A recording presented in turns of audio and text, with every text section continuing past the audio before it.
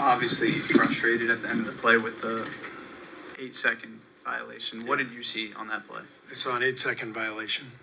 It was pretty obvious. So very disappointing that it wasn't called, but it's not why we lost. I mean, we when you allow 5 home run, passes over the top with no defensive awareness for 10 points, you don't deserve to win. So loved our fight in the second half. Loved the way the guys competed. That's what it's going to have to feel like.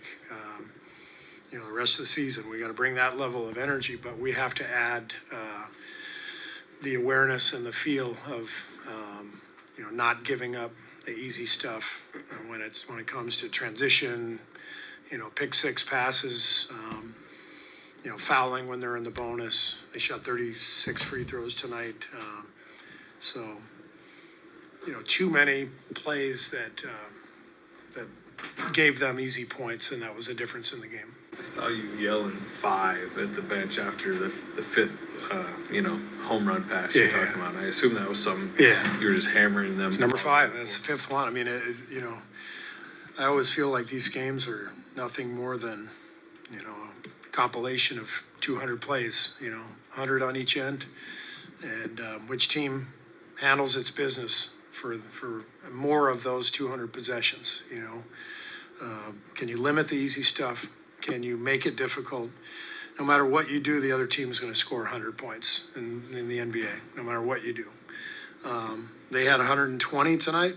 I guarantee I'll be able to find at least 20 that we handed to them based on lack of execution. That's the stuff we have to clean up, and I'm confident that we can, but we can't just talk about it. We've got to do it. 35-9 in fast break points. What was the biggest factor there as you're kind of talking about some of those home run passes? Just not being aware, and then some turnovers. They got 18 points off our 12 turnovers, so the turnover number wasn't big, but there were some big ones. The play at the end of the third, we have the last shot. We got to get the last shot, and pick 6, and LeBron scores at the other end, and so we have to lock in. We've always prided ourselves on being loose and playing freely.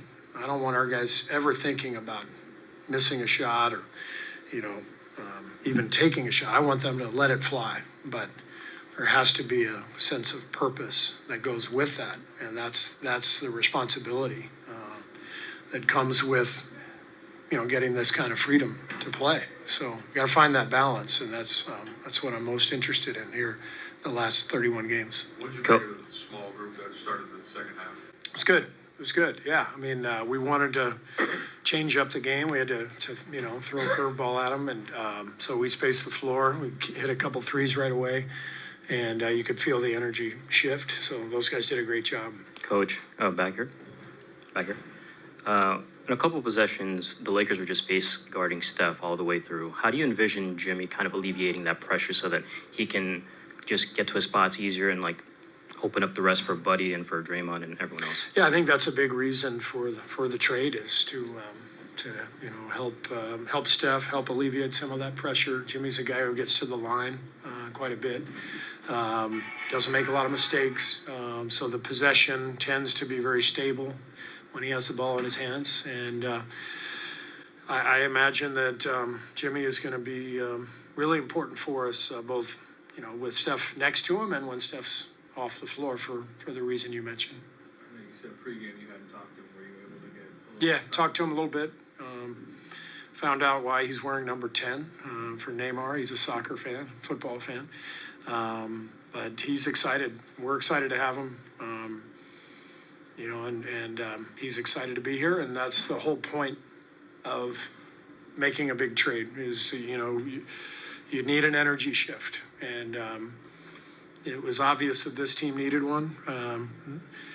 Always tough when you make these moves like we talked about yesterday, and, I hate to see our guys, our 4 guys who we traded, I hate to see them go, but you got to move on quickly in this league. Everybody does. And so we're moving moving forward, and we're excited to get Jimmy back, hopefully, for the Chicago game. Steve, from your experience, how long does it normally take to bring in a star like this and have him adapt and you adapt to him?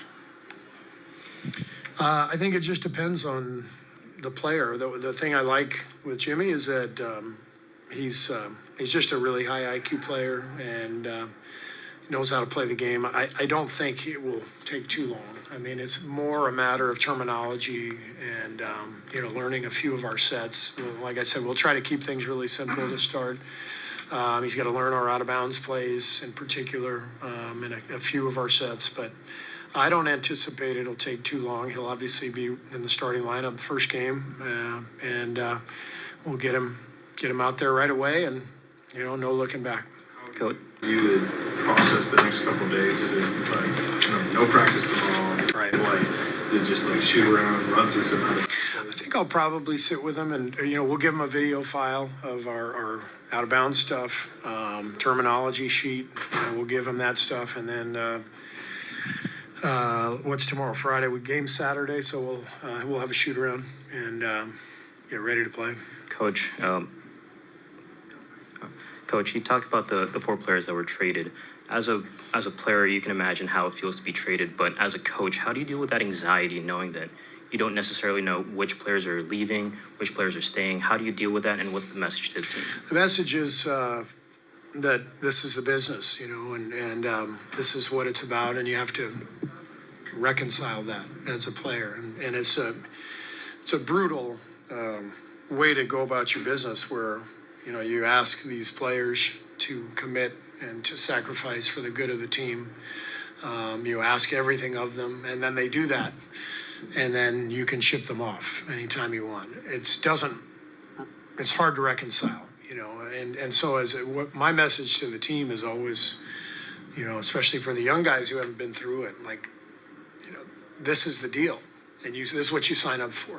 And it doesn't make it easier, but the worst thing you can do is, not handle yourself well, and when it happens, and because you are your own best asset, and you've got to be that asset for the entire league, because everybody's watching all the time. And most guys end up playing for, multiple teams during their career. And the best way to handle it is just be as professional as you can and understand that it's never personal. It's just part of it.